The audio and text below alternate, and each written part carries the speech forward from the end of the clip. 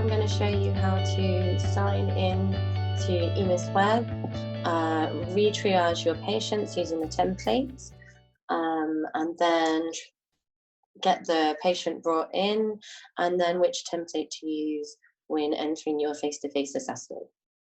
So first of all, we will sign in. So it's CV for COVID, T for team, and then the letter of your team. So that will be like blue or green or orange. And then the password, which will be given on site.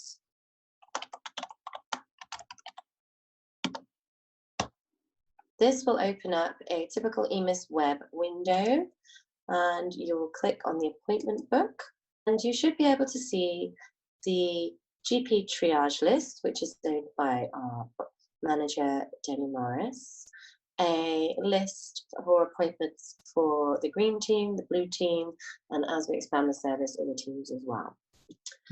So patients entered onto the triage list can be accessed by all clinicians assessing patients that day.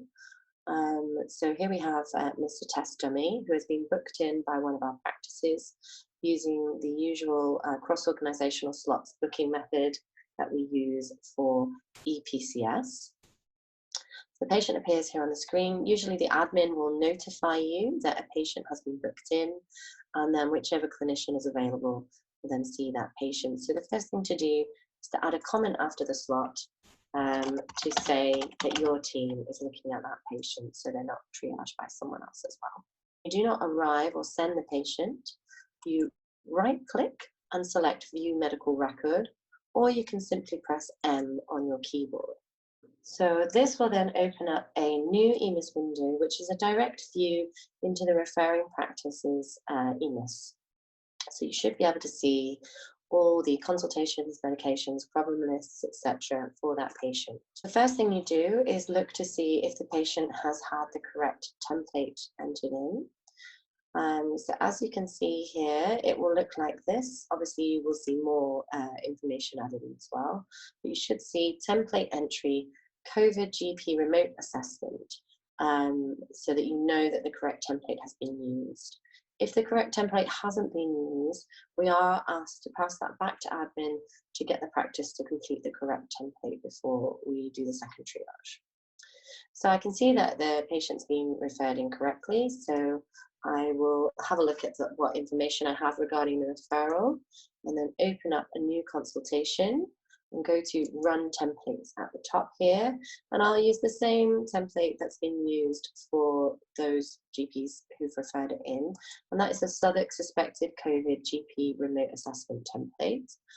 I would suggest that even if you're not referring a patient into the site here, that you consider using this template for all your suspected COVID patients, even those that you're happy to manage remotely, as it has all the appropriate coding involved, and I think that's really helpful for moving forward and analysing things that are made today.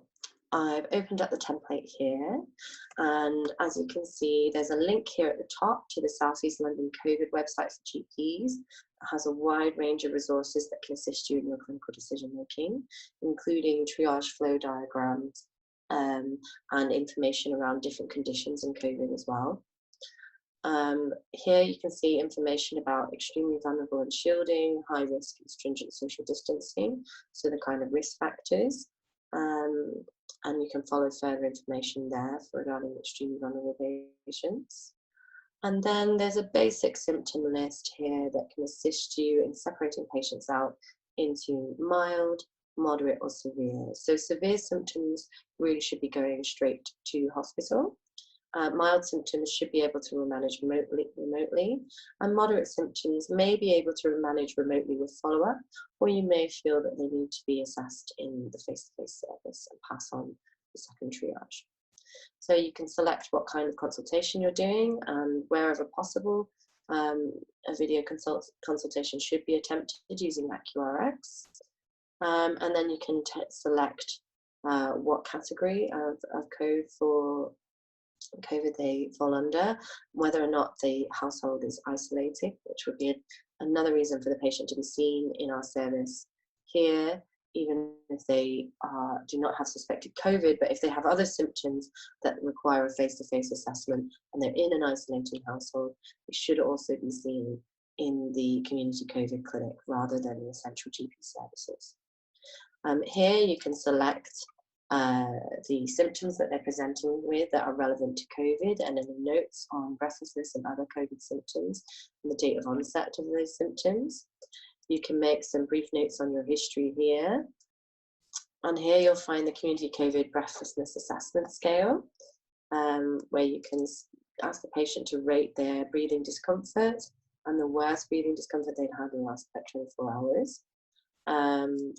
What were they doing when they experienced that discomfort, and what the worst they were, how their symptoms are progressing over the past week.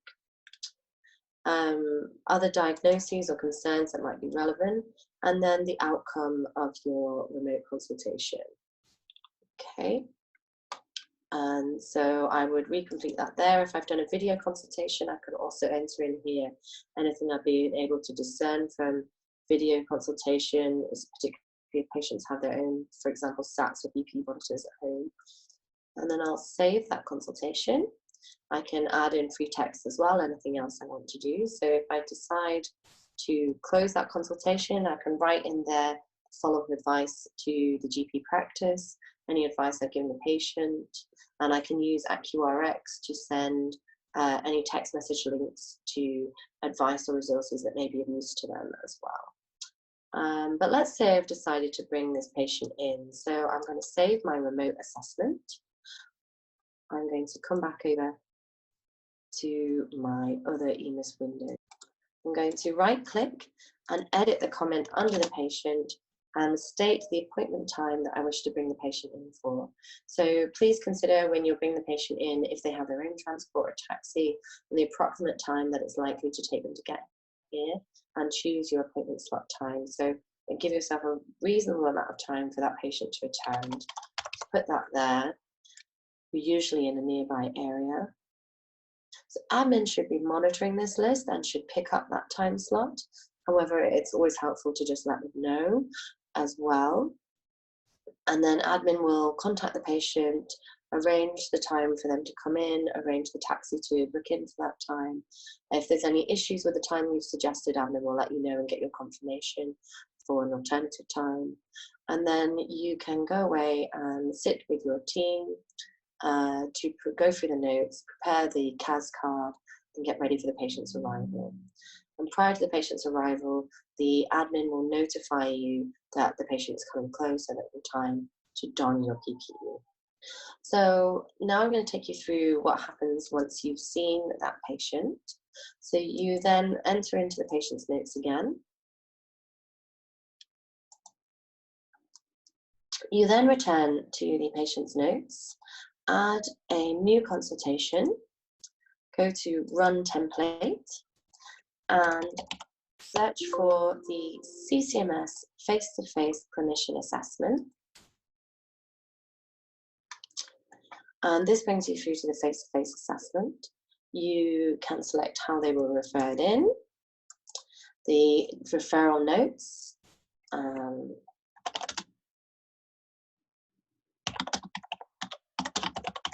so that's the key reason for bringing my patient in, let's say, is to check their saturations.